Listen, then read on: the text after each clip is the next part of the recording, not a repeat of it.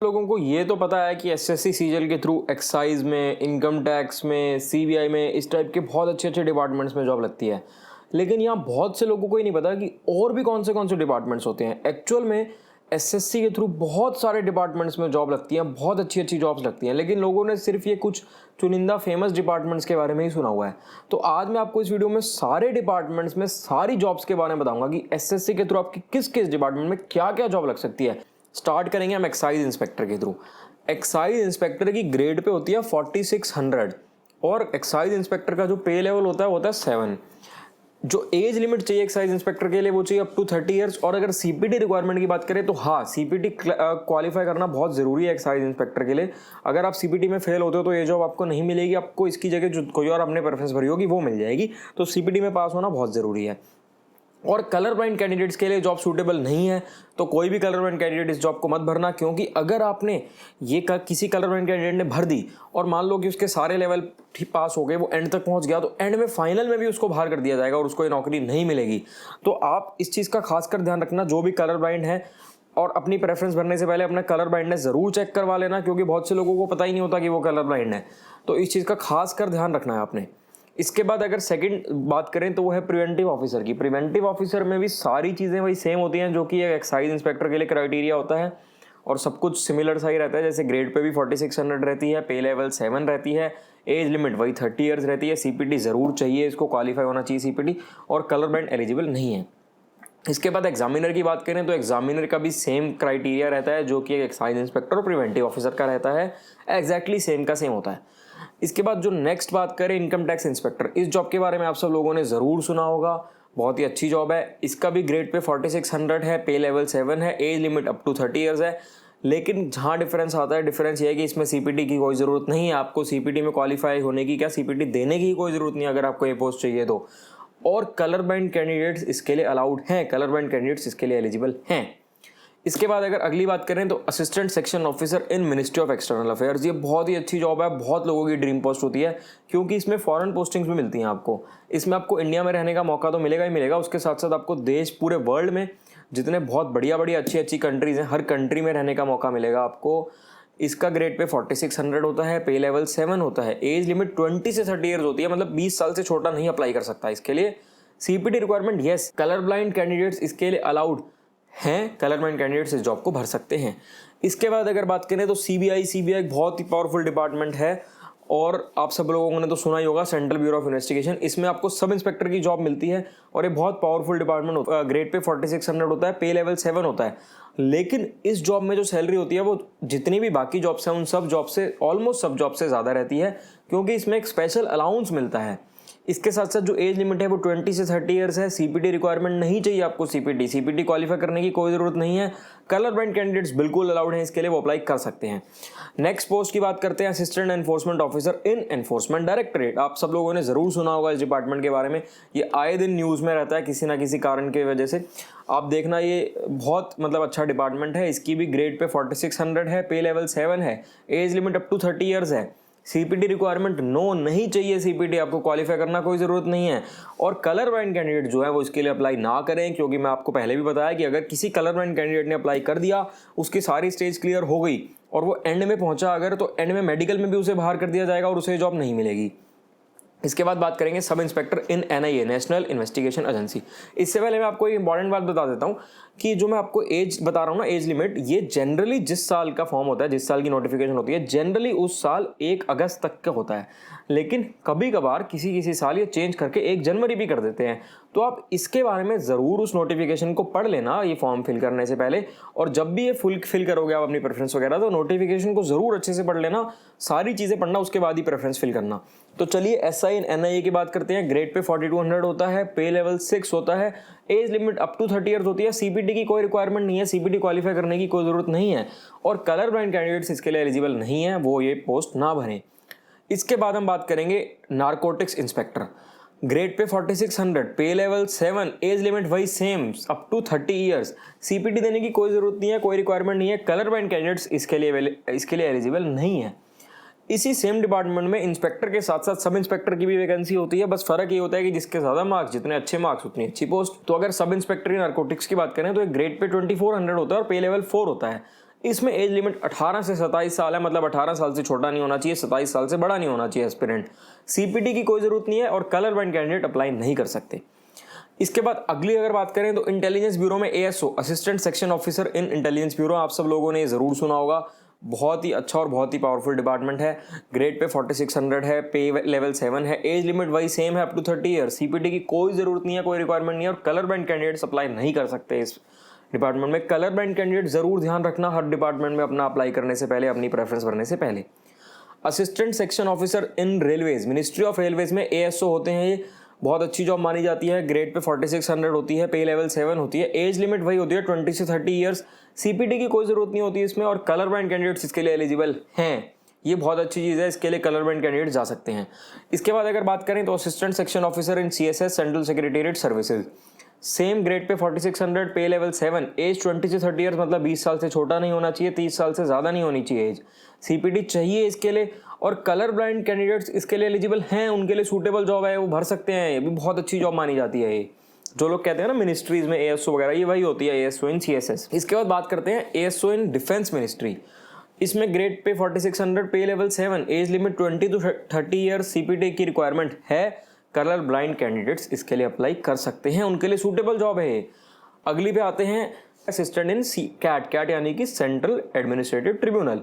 Grade pay 4600 होता है, pay level 7 होती है, एज लिमिट 20 से 30 ईयर्स, 20 ईयर्स से कम नहीं होनी चाहिए, 30 ईयर्स से ज़्यादा नहीं होनी चाहिए। सीपीटी की कोई रिक्वायरमेंट नहीं होती और कलर बैंड कैंडिडेट्स के लिए बिल्कुल सूटेबल जॉब होती है। अगली जॉब की बात करें तो वो होती है असिस्टेंट इन सीवीसी, सेंट्रल विजिलेंस कमीशन। आप सब लोगों ने इसका नाम सुना होगा। ये भी बहुत अच्छा डिपार्टमेंट है। ग्रेड पे वही 4600 होता है, पे लेवल 7, एज 20 से 30 ईयर। सीपीटी नहीं चाहिए, कलर बैंड कैंडिडेट्स के लिए सूटेबल है। कलर बैंड कैंडिडेट जरूर ध्यान दें इन सब पोस्ट पे। उसके बाद बात करते हैं assistant in election commission of India, 4600 grade pay level 7, age limit जो है इसकी 18 से 30 है, मतलब 18 साल से 30 साल के बीच कोई भी जो भी एस्पिरेंट होगा वो एलिजिबल है इसके लिए। सीपीटी की कोई ज़रूरत नहीं होती, कलर बैंड के लिए सूटेबल होती है ये जॉब। तो कलर बैंड कैंडिडेट्स इन सब जॉब्स का ध्यान में रखना, जब भी आप अपनी प्रेफरेंस फिल करोगे वही सब जॉब्स प्रेफरेंस पे फिल करना जो आपके लिए सूटेबल हैं। अब बात करते हैं असिस्टेंट इन एनआईसी यानी कि national informatics centre. Grade pay 4600, pay level 7, age limit 18 से 30। सीपीटी नहीं चाहिए, कलर बैंड के लिए सूटेबल है। अगली है असिस्टेंट इन इलेक्ट्रॉनिक्स मिनिस्ट्री। इसकी भी सेम रिक्वायरमेंट्स होती हैं। 4600 ग्रेड पे रहता है, पे लेवल 7, एज वही रहती है 18 से 30 साल। सीपीटी नहीं चाहिए, कलर बैंड एलिजिबल हैं। अब बात करते हैं assistant audit officer in CAG, controller and auditor general of India. ये असिस्टेंट ऑडिट ऑफिसर बहुत ही अच्छी पोस्ट होती है और ये एक गस्टेड पोस्ट होती है, गस्टेड ऑफिसर होते हैं ये 4800 ग्रेड पे की पोस्ट है और पे लेवल 8 होता है, मतलब कि इसकी सैलरी ऑलमोस्ट बाकी सब पोस्ट से ज़्यादा रहेगी। Age limit up to 30 years रहती है। सीपीटी की कोई रिक्वायरमेंट नहीं होती और कलर ब्रांड के लिए भी एलिजिबल होती है। बहुत ही अच्छी बात है कि कलर ब्रांड कैंडिडेट्स अप्लाई कर सकते हैं। लेकिन जो ये जॉब होती है इसके लिए बाकी जो मतलब एक एक्स्ट्रा पेपर देना पड़ता है सीजीएल में ही, बाकी सब जॉब्स के लिए जो पेपर देना पड़ता है उससे एक पेपर एक्स्ट्रा देना पड़ता है सिर्फ इस जॉब के लिए। अब बात करते हैं असिस्टेंट अकाउंट्स ऑफिसर, वही assistant accounts officer in CAG. Grade pay 4800 रहेगा, वही सेम रहेगा, पे लेवल 8, एज लिमिट वही अप टू 30 ईयर। सीपीटी नहीं चाहिए, कलर ब्रांड के लिए एलिजिबल हैं। अब हम बात करते हैं assistant in ministry of mines. Grade pay होता है 4200, pay level 6, age limit up to 30 year. CPT requirement, ये सीपीटी चाहिए, आपको क्वालिफाई होना चाहिए और कलर ब्रांड कैंडिडेट्स इसके लिए अप्लाई नहीं कर सकते, उनके लिए सूटेबल नहीं होती है जॉब। इसके बाद जो अगली जॉब है उसकी बात करते हैं, वो है असिस्टेंट इन बीपीआरडी मतलब bureau of police research and development. Grade pay 4200 की जॉब होती है, पे लेवल 6 होता है, एज लिमिट 30 ईयर्स होती है। इसमें सीपीटी की कोई ज़रूरत नहीं होती, आपको सीपीटी देने की ज़रूरत नहीं है और कलर ब्रांड के लिए सूटेबल होती है जॉब। अगली जॉब है असिस्टेंट इन पासपोर्ट ऑफिसेज। ये सेंट्रल पासपोर्ट ऑफिसेज में जॉब होती है, ये भी मिनिस्ट्री ऑफ एक्सटर्नल अफेयर्स के अंडर ही आता है। इसमें भी ग्रेड पे जो होता है 4200 होता है, यानी कि पे लेवल 6 और age limit up to 30 years होती है। 30 साल से ज़्यादा उम्र नहीं होनी चाहिए। सीपीटी देने की कोई ज़रूरत नहीं होती, लेकिन कलर ब्रांड कैंडिडेट्स इसके लिए सूटेबल नहीं होते। अगली जो जॉब है वो है असिस्टेंट इन एनफोर्समेंट डायरेक्टरेट। इसमें ग्रेड पे 4200 होता है, pay level 6, age limit up to 30 year. CPT की कोई रिक्वायरमेंट नहीं है, कलर ब्रांड कैंडिडेट्स के लिए सूटेबल जॉब होती है। इसके बाद नारकोटिक्स में असिस्टेंट, ये भी बहुत अच्छी जॉब मानी जाती है। ग्रेड पे 4200 होता है, पे लेवल 6 रहता है, age limit up to 30 year. CPT की कोई रिक्वायरमेंट नहीं है, कोई ज़रूरत नहीं है, कलर ब्लाइंड के लिए एलिजिबल है, वो सूटेबल होते हैं इसके लिए। अगली जो है जॉब वो है assistant in ministry of textile. Grade pay 4200 रहेगा, pay level 6, age limit up to 30 year. CPT की कोई ज़रूरत नहीं है और कलर ब्रांड ज़रूर एलिजिबल है, सूटेबल है उनके लिए जॉब। अगली है assistant in department of commerce, grade pay 4200, pay level 6, age limit up to 30 year, CPT की कोई जरूरत नहीं है, कलर ब्लाइंड के लिए सूटेबल है। इसके बाद आती है इंस्पेक्टर ऑफ पोस्ट, इनका ग्रेड पे 4600 रहता है, यानी कि पे लेवल 7 और age limit up to 30 years रहती है, सीपीटी की कोई रिक्वायरमेंट नहीं होती है, कलर ब्लाइंड के लिए सूटेबल होती है ये जॉब। अगली है डिविजनल अकाउंटेंट इन कैग, ये एक बहुत ही अच्छी जॉब मानी जाती है। आजकल मतलब कुछ साल पहले तक इसका कट ऑफ ज़्यादा नहीं जाता था, लेकिन रिसेंटली इस जॉब का कट ऑफ बहुत ज़्यादा जाने लग गया है। बहुत अच्छी जॉब मानी जाती है। ये होती तो सेंट्रल गवर्नमेंट की जॉब है, लेकिन ऑफिस स्टेट गवर्नमेंट में होते हैं। ग्रेड पे 4200 रहता है। ग्रेड पे 4200 रहने के बाद भी कई बार इनका कट ऑफ ग्रेड पे 4600 से ज़्यादा चला जाता है। पे लेवल 6 होती है, age limit up to 30 years रहती है, सीपीटी की कोई रिक्वायरमेंट नहीं होती, कलर ब्लाइंड के लिए सूटेबल होती है। सबसे अच्छी बात यह है जॉब के लिए कि कलर ब्लाइंड कैंडिडेट्स इसमें जा सकते हैं। अगली है junior statistical officer in ministry of statistics, यानी कि JSO in ministry of statistics. Grade pay 4200, pay level 6, age limit up to 32 year. सबसे बढ़िया बात इसकी है कि 32 साल तक के लोग इसको ये एलिजिबल हैं, सीपीटी की कोई रिक्वायरमेंट नहीं है और कलर ब्लाइंड कैंडिडेट भी इसके लिए एलिजिबल है, इसके लिए सूटेबल है। अगली है ऑडिटर इन कैग। कैग में और भी अकाउंटेंट भी होते हैं, मैं आपको आगे बताऊंगा। ऑडिटर 2800 ग्रेड पे की जॉब होती है, इसका पे लेवल 5 होता है, एज लिमिट होती है 18 से 27 साल, सीपीटी की कोई रिक्वायरमेंट नहीं है और कलर ब्लाइंड कैंडिडेट्स के लिए सूटेबल जॉब है ये। ऐसे ही जैसे कैग में ऑडिटर है, ऐसे ही सीजीडीए में भी ऑडिटर होता है। इनका भी ग्रेड पे सेम रहता है, 2800 ग्रेड पे होता है, पे लेवल 5, एज लिमिट वही सेम 18 से 27 साल, सीपीटी की कोई रिक्वायरमेंट नहीं होती और कलर ब्लाइंड के लिए एलिजिबल नहीं होती। लेकिन ये जॉब ऑडिटर इन कैग और सीजीडीए में ये डिफरेंस है कि कलर ब्लाइंड कैंडिडेट के लिए एलिजिबल नहीं है, ये सूटेबल नहीं है। अगली है अकाउंटेंट इन कैग, ग्रेड पे 2800, पे लेवल 5, एज लिमिट 18 से 27 साल, सीपीटी की कोई रिक्वायरमेंट नहीं है, नहीं देना पड़ेगा, कलर ब्लाइंड के लिए एलिजिबल है। उसके बाद आती है UDC in various central department offices. UDC मतलब कि अपर डिवीजन क्लर्क। इसमें आपको बहुत सारे सेंट्रल गवर्नमेंट के ऑफिसेस होते हैं, जैसे कि कस्टम्स में भी होता है ये, और भी बहुत से डिपार्टमेंट्स में होता है। इनका ग्रेड पे 2400 रहता है, पे लेवल 4 रहती है, एज लिमिट 18 से 27 साल रहती है, सीपीटी की कोई ज़रूरत नहीं होती, कलर ब्लाइंड डिपेंड करता है कि आपको कौन सा डिपार्टमेंट मिलता है। जैसे कि कस्टम्स है या कोई और डिपार्टमेंट है, हर डिपार्टमेंट की अलग रिक्वायरमेंट्स होती हैं इसमें कलर ब्लाइंड की। अब बात करते हैं tax assistant in income tax. Grade pay 2400 रहता है, पे लेवल 4 रहता है, एज लिमिट 18 से 27 साल रहती है। जो सीपीटी रिक्वायरमेंट है इसमें आपको पूरा सीपीटी की जरूरत नहीं होती, इसमें आपको सिर्फ डेस्क देना पड़ता है, मतलब कि सिर्फ टाइपिंग डेस्क देना पड़ता है, आपको पूरे सीपीटी की जरूरत नहीं होती। कलर ब्लाइंड कैंडिडेट्स के लिए सूटेबल होती है, वो इसको फिल कर सकते हैं। इसके बाद बात करेंगे टीए इन एक्साइज, यानी कि जीएसटी में जो टीए होगा उनके लिए जो ग्रेड पे होगा वो वही सेम 2400, पे लेवल 4, एज लिमिट वही 18 से 27 साल, सीपीटी वही डेस्क देना पड़ेगा आपको और कलर ब्लाइंड के लिए बिल्कुल सूटेबल जॉब है ये। अब आती है यूडीसी इन बीआरओ, मतलब अपर डिवीजन क्लर्क इन बीआरओ। इसमें क्या होता है, ये सबसे पहले तो आपको बता दूं कि ये जो जॉब है ये सिर्फ मेल्स के लिए होती है, इसको फीमेल्स नहीं फिल कर सकते, ये सूटेबल फॉर मेल्स होती है, क्योंकि इसके लिए जो फिजिकल और मेडिकल स्टैंडर्ड्स मांगे जाते हैं वो थोड़े अच्छे मांगे जाते हैं, अच्छे लेवल के होते हैं, वो हर कोई उसको क्वालिफाई नहीं कर पाता।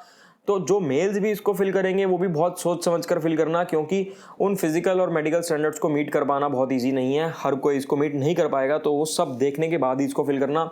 ग्रेड पे 2400, पे लेवल 4, एज लिमिट 18 से 27 साल, सीपीटी की जो रिक्वायरमेंट है वो नहीं होती, कोई ज़रूरत नहीं होती, और कलर ब्लाइंड कैंडिडेट्स के लिए ये जॉब सूटेबल नहीं है, वो इसको मत भरना। बहुत ध्यान रखना है इस चीज़ का, क्योंकि मैं आपको बताया कि इसके लिए फिजिकल और मेडिकल स्टैंडर्ड्स अच्छे से होते हैं। अगर आप लोग इन सब डिपार्टमेंट्स की जॉब प्रोफाइल के बारे में जानना चाहते हो, क्योंकि आपको इन डिपार्टमेंट्स में उम्र भर जॉब करनी है, तो अगर आप जानना चाहते हो कि क्या सैलरी होती है, क्या काम होता है, जैसे आप इनकम टैक्स में तो लग गए, एक्साइज में तो लग गए, सीबीआई में लग गए, ईडीए में लग गए, लेकिन आपको वहां जाने के बाद काम क्या करना होगा, क्या सब करना होगा, क्या आपकी सैलरी रहेगी, क्या प्रमोशन रहेगी, और भी जो चीज़ें जैसे फिजिकल स्टैंडर्ड्स क्या रहेंगे, कितनी हाइट चाहिए, मेडिकल स्टैंडर्ड्स क्या रहेंगे, अगर आप सब लोग जानना चाहते हो तो कमेंट्स करो।